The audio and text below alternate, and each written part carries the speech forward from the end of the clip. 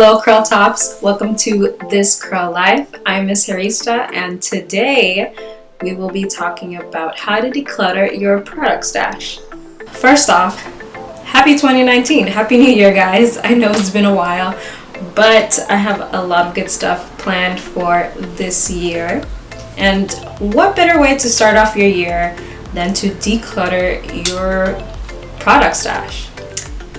If any of you have seen Tidying Up with Marie Kondo or read her book, The Life-Changing Magic of Tidying Up, you will understand the craze that's happening right now. People are obsessed with Marie Kondo. And I read The Life-Changing Magic of Tidying Up 3 or 4 years ago. I think it was pretty new at the time. A friend recommended it to me and I became obsessed. So Marie Kondo is basically an organizational expert, and her whole philosophy revolves around keeping things that spark joy. So that's going to be our theme for today. So as my attempt to get your new year started on the right foot, I encourage you to follow the following tips. Tip number 1. Take all of your products and put them all in one place, either on the table, on the floor, all your hair products, the ones in your bedroom, the ones in your bathroom, just put them all together. Marie believes that this is an important step because when you're going through your stuff, you don't know how much you actually have until you actually put it together. So, example, when she talks about getting rid of clothes, she takes all of her clients' clothes and puts them all in one pile because that's the only way that you're going to be able to really see how much you have. Tip number 2, go through each of your products. Take every single one, hold it in your hand, and think about whether it sparks joy. Now, that is her basic philosophy. That's Marie's basic philosophy. So I'm going to take it one step further. Since we're just talking about hair care, take your product in your hand. Does this product give you great results? Does this conditioner give you moisture? Does this gel give you the definition you want? Does this shampoo strip your hair? Decide whether this particular product that you're holding actually works for your type of hair, or if you've just been keeping it because you feel guilty about spending $20 on a hair product or 25. It's important to only keep the products that you absolutely love, or I would give yourself a little bit of leeway and say if it's a product you use a lot, even though you don't absolutely love it, but you use it because you haven't found your holy grail products yet, then I would keep it. So I would make that little tweak to it. Tip number 3, get rid of the empty and half empty bottles. If it's a product you've used half of and you can't really resell it or give it away and you don't really like it, but again you're using it because you feel guilty about purchasing it, just get rid of it. If you have a product that is maybe I have 3 curl maker bottles that have like this much product in it, but it's just annoying to get it out.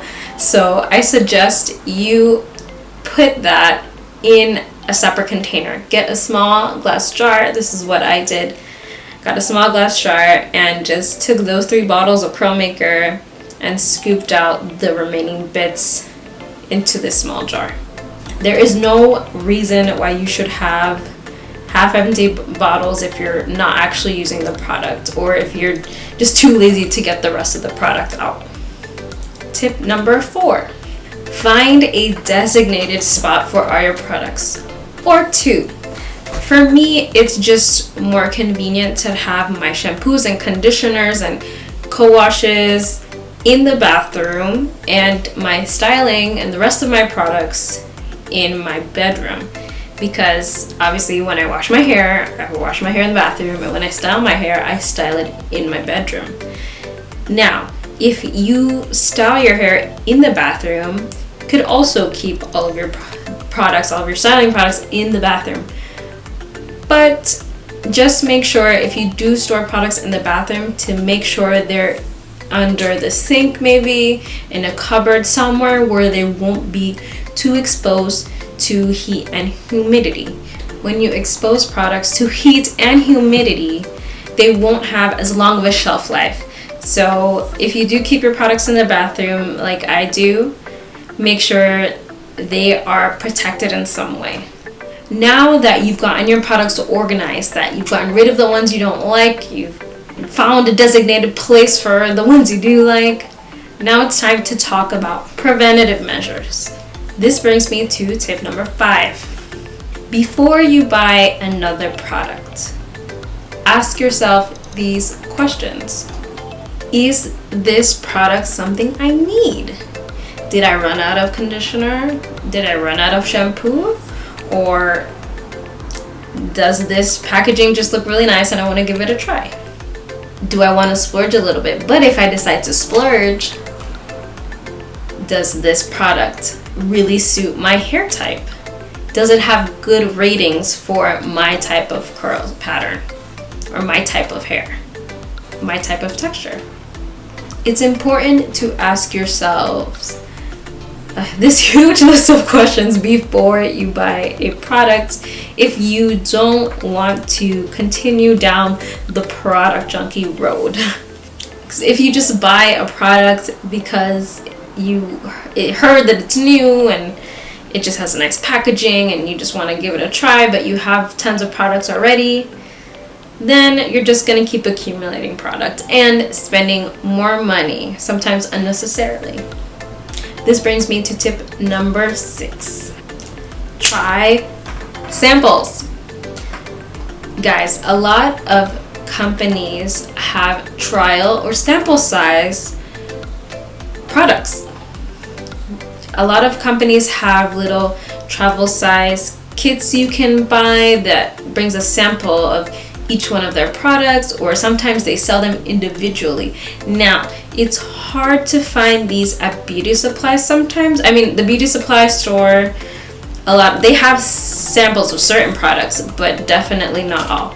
If there's a product you really want to try, but you don't want to spend too much money on full-size product because you don't know if it's going to work, go to the company website. A lot of companies only sell sample sizes directly through their website. Also, it never hurts to ask if a company can provide you with a sample. Sometimes they might not sell the samples, but they have sample sizes ready for promotional events that they'll hand out to people for free. So if you really want to try something out, it doesn't hurt to email the customer service and get a sample. That way, if the product doesn't work, you did not spend $15, $20, $30 on a huge bottle of products or tub of product that you're never going to use again and you probably won't be able to sell back. So I know these are pretty simple tips, but if you really follow all of these steps, it will really make a difference. Thank you for watching this video. I hope you enjoyed it. Please let me know down below, what steps have you taken to declutter your product stash this year? Or what steps will you take? Again, thank you for watching This Curl Life, where you can learn to love your hair one curl at a time. Tip number 1. What is tip number 1? I usually keep mine under the sink in a little box or an organizational tub, if you will. Take them all, put them on a table. Hopefully they will fit on top of your table, because we all know some of us are crazy product junkies.